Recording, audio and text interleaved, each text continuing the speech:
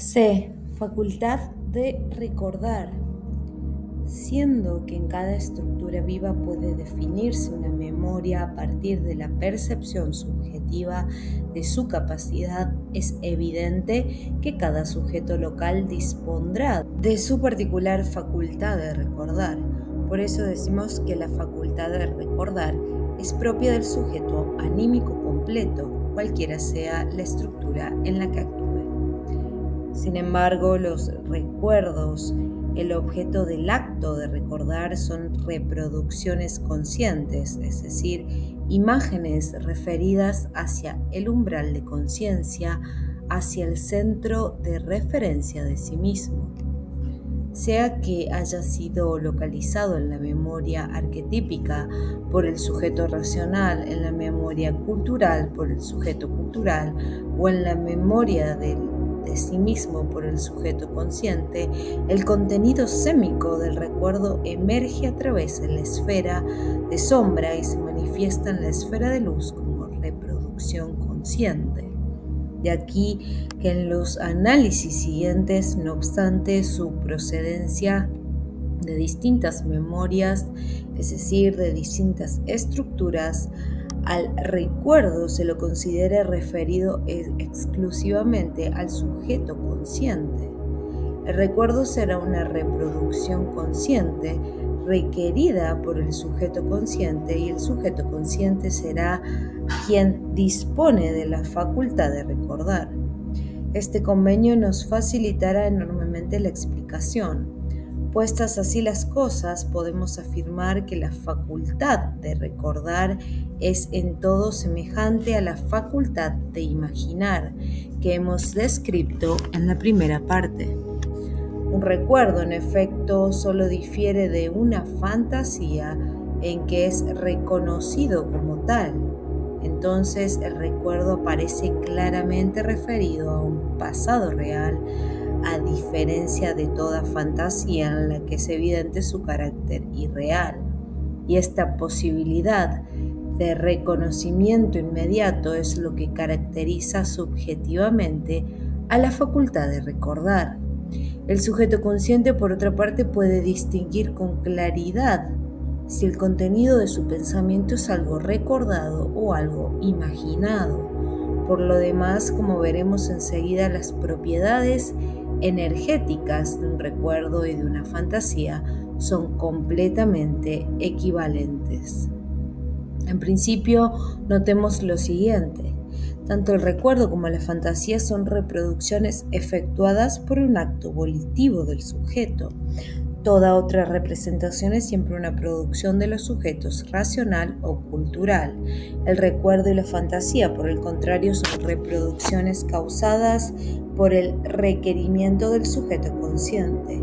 Pero el requerimiento del sujeto es un acto volitivo, hecho que exige una interpretación energética de la facultad de recordar, análoga a la ya expuesta para la facultad de imaginar.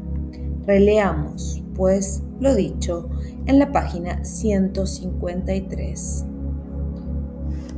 La energía psíquica es la fuerza que dispone la voluntad para actuar. En la estructura cultural, el sujeto cultural, al animar un sistema, es quien produce volitivamente la representación emergente.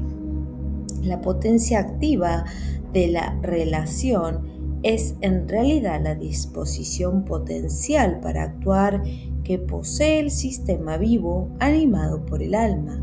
Con otras palabras, hay una reserva volitiva del alma pronta a ser utilizada por el sujeto conforme a la disposición potencial de tal o cual relación particular.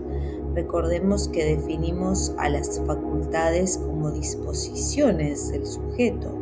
Dijimos, por ejemplo, el sujeto cultural dispone de la facultad traductiva. Pues bien, las facultades son disposiciones activas determinadas por las disposiciones potenciales de las estructuras vivas. En este caso, cabe indagar cuál será la disposición potencial de la estructura viva que determina la disposición activa de la facultad de recordar?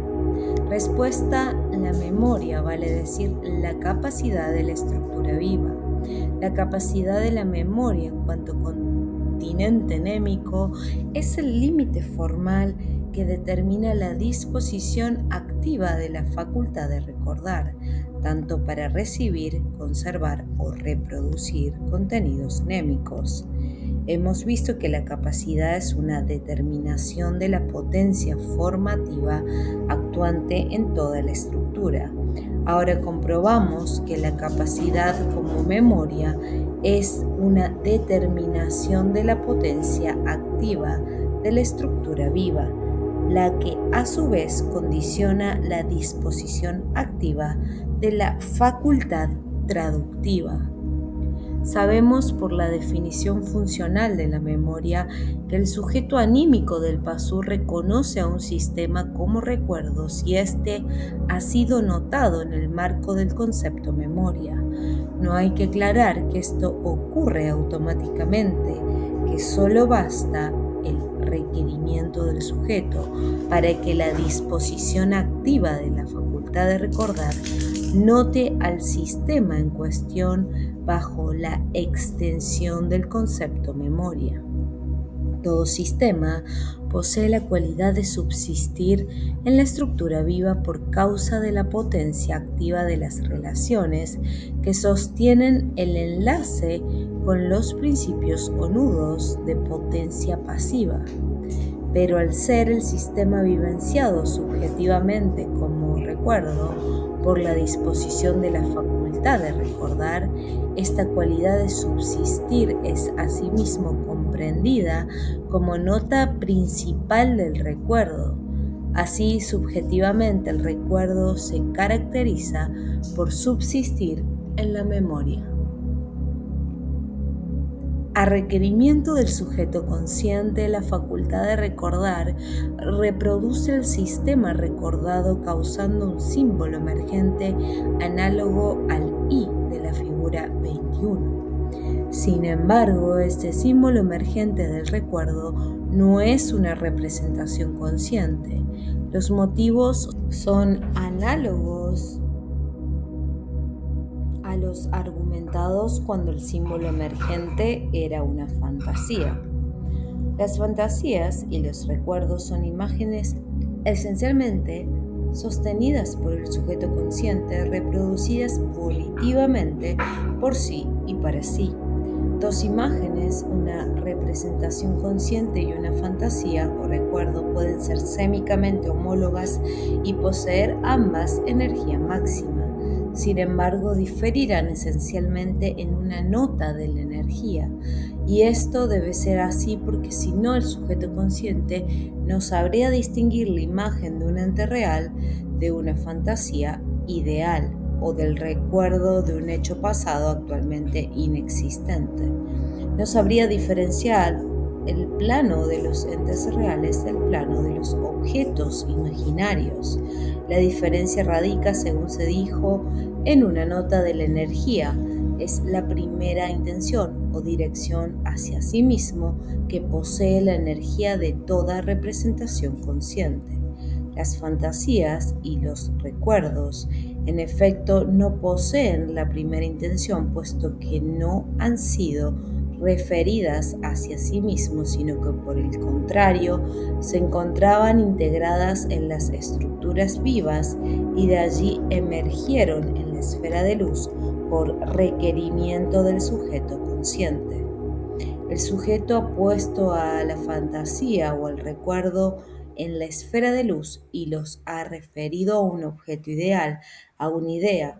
Por ser energética, la fantasía o el recuerdo debe tener una intencionalidad, pero la misma apunta no a sí mismo, sino a una idea del sujeto. La fantasía o el recuerdo reviste a tal idea básica, la forma imaginariamente y se sostiene en ella.